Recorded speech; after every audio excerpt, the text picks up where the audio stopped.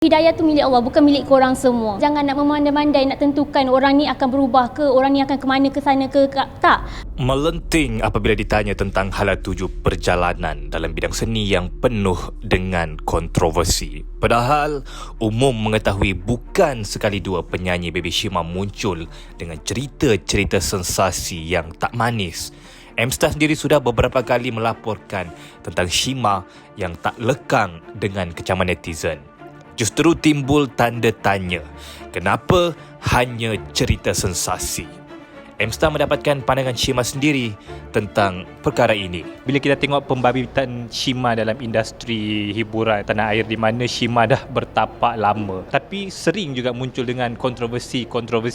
Kenapa agaknya ada yang tak kena dengan perjalanan kerjaya ataupun karier Shima sendiri? Sebenarnya apa yang berlaku pada Shima ni bukan Shima nak tarik perhatian orang ke apa ke, bukan Shima nak buat kontroversi, tapi apa yang berlaku pada Shima sebenarnya disebabkan mulut orang. So, bukan Shima yang mulakan dulu. Daripada dorang lah, netizen yang mulakan dulu. Baru-baru ni pula pasal isu Shima berkongsi video dengan seorang rakan di Instagram di mana terlihat ada tatu pada bahagian dada dan tangan Shima. Mungkin boleh jelaskan lah, tatu tu sebenarnya adakah original ataupun sementara dan sebagainya. Kalau bab itu Shima rasa Shima tak nak menjawab. Apa yang Shima rasa Shima nak buat, so Shima akan buat. Shima rasa bahagia, Shima buatlah macam tu. Yang lain tak payah macam sibuk nak jaga urusan Shima. Sebab korang semua ada family, korang ada keluarga, korang ada saudara mara. Kenapa korang tak tegur saudara mara korang dulu ataupun orang sekeliling? Ataupun korang jumpa orang yang tak pakai tudung sekarang ni, jumpa depan-depan dan cakap, kenapa kau tak pakai tudung? Berani ke? Kalau berani datang jumpa Shima, tegur depan-depan. Tatu tu betul ataupun tidak? Shima still tak apalah, suka hati diorang lah. Kalau diorang nak jawab, lantak kau lah macam tu. Biar netizen Biar netizen yang menilai. So Shima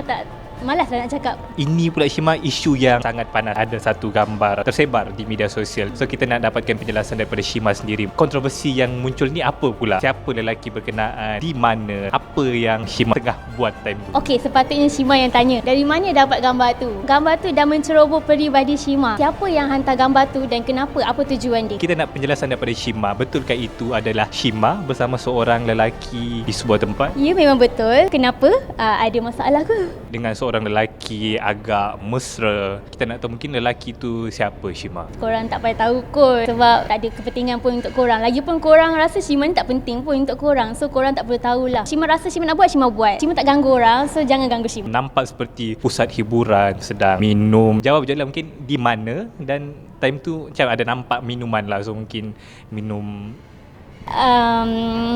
Shima rasa ada benda yang kita harus jawab, ada benda yang kita tak patut jawab. Kita kadang-kadang tak boleh nak cerita semua benda. Hal peribadi Shima takkan share dekat semua orang. Semua orang pun tak patut, tak perlu nak tahu apa Shima buat, apa Shima buat macam tu. Sekarang ni Shima nak tunjuk pada korang semua bakat Shima, bukan tunjuk hal peribadi Shima macam tu.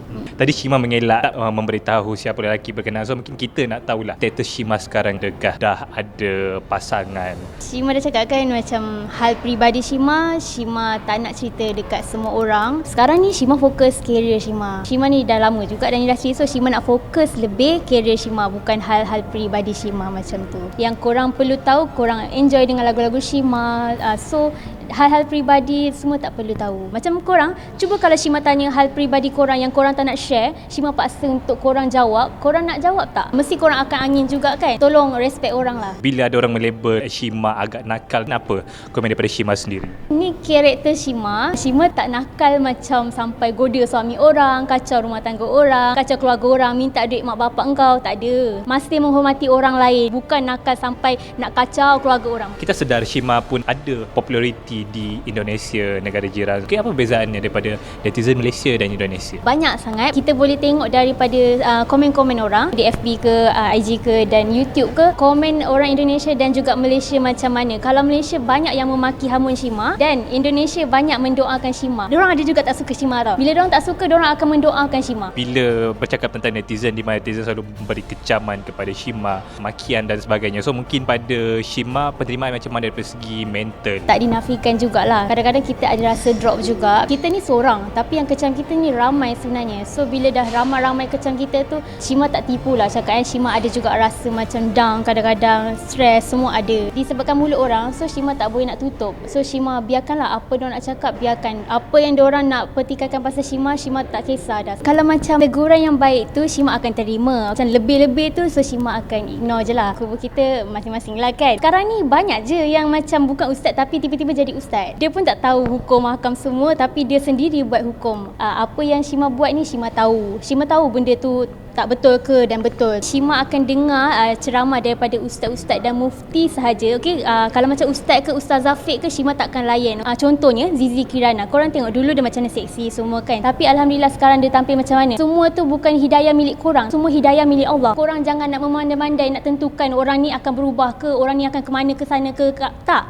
Bukan korang yang tentukan hidup dia. Yang tentukan hidup kita semua Allah. Hidayah tu milik Allah, bukan milik korang semua. Apa yang terbuku di hati Shima, apa yang Shima harapkan dalam perjalanan kerjaya Shima sendiri? Shima harap macam kalau Shima buat sesuatu yang bahagia, yang penting Shima tak kacau korang, dan Shima harap korang semua dapat terima Shima lah. So Shima harap korang dapat support Shima, dan kalau tak suka Shima, just doakan yang baik-baik, bukan maki hamun Shima macam tu. Just doa yang baik-baik saja.